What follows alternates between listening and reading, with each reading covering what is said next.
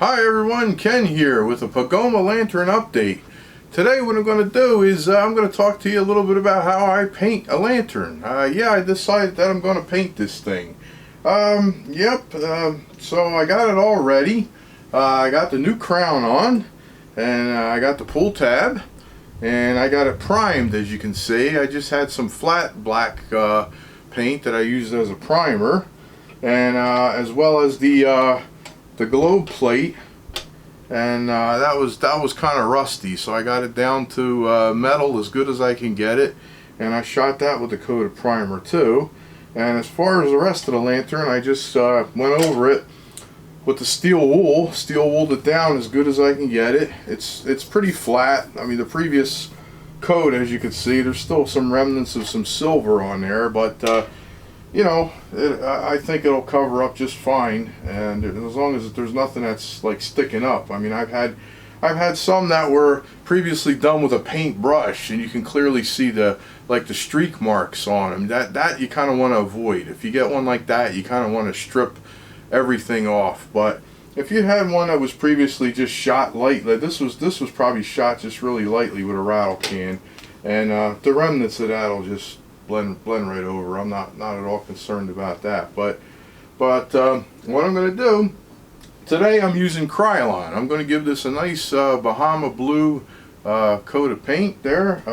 It's a little different than anything else I have, and the reason why I'm using Krylon today is because the humidity level is up a little bit here in the Northeast. I mean, it's not horrible, but it's probably on the hairy edge of really where you want to kind of paint. And I tend to find that when you get situations like that, the Krylon will come through and it'll dry for you. Unlike the Rust-Oleum, which I do use a lot and very fond of this paint, but it's a thicker paint, and I gotta say, it's more of a process to use this. And if you're kind of doing a lantern that you're going to use as like a showpiece, and you really want to take your time and you really want to give it a good finish, I would probably wait and go with the Rust-Oleum. But if you just want to clean up one, make it look decent, and like I said, if you're working, you know, kind of a little overcast and humid, the Krylon will work just fine for you. So that's why I decided to go. In fact, I actually had to seek out the Krylon.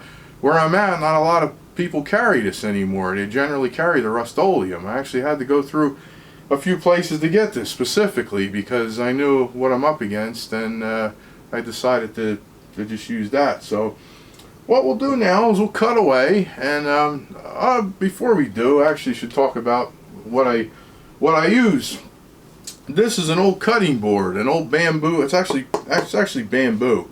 Works out fantastic because I got some nylon rope and a hook. And what I do is I take this outside and I throw it over a limb in a tree, and I let the lantern hang, and yeah, works out pretty good. So we'll get into that a little more after I cut away, and then I'll show you what I do, how to paint the lantern. Okay, so I'm unraveling my jig there and tossed it over the tree. Hey, I got it on the first shot. Usually it takes me 3 or 4 times, but I grabbed myself a brick for a counterweight, and what you do is you just pull it right on up to the height that you want it, and then grab your paint and go for it.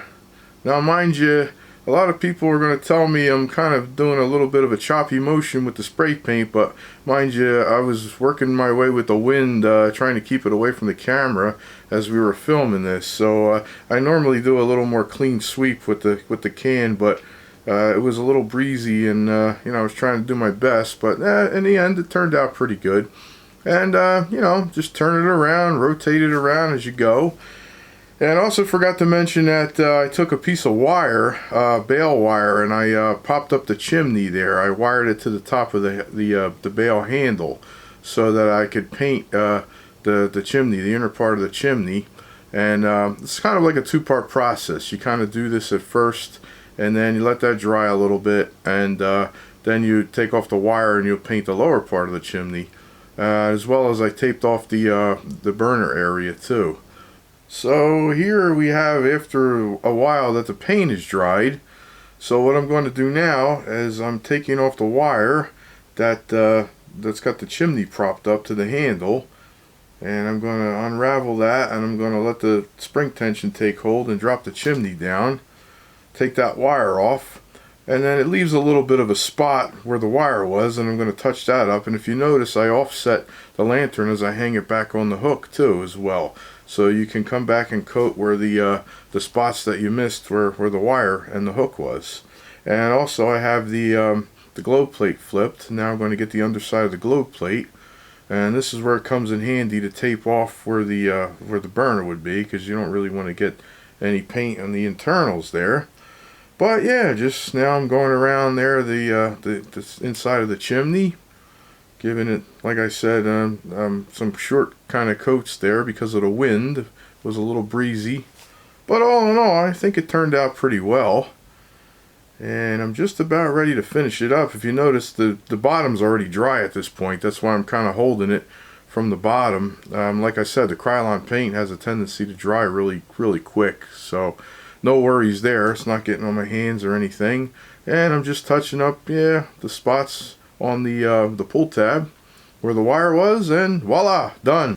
Okay, so in closing, here we are back in the lantern workshop with the finished product. It's been drying for about 4 hours now, and it's pretty dry to the touch, although it's just a little bit tacky down here yet. So I'm not going to attempt to fill it and light it. I would probably give it a good another 12 to 24 hours to let it get a thorough dry. I mean, it's pretty well, good to the touch now, but I think it turned out rather well. I like the color, and yeah, I mean, I think it's pretty even, and really turned out pretty good. And what I'll do is by the time I shoot my next video, I will have this thoroughly dried, put the globe and burner back in, I'll fill it up, and we'll give it a light for you guys. But yeah, so I really appreciate everybody watching. Picked up a few new subscribers. Shout out to you guys. I really appreciate interacting with everybody, and we'll see you real soon. Please feel free to subscribe, and we'll have another video real soon for you. Bye bye for now. Thank you very much.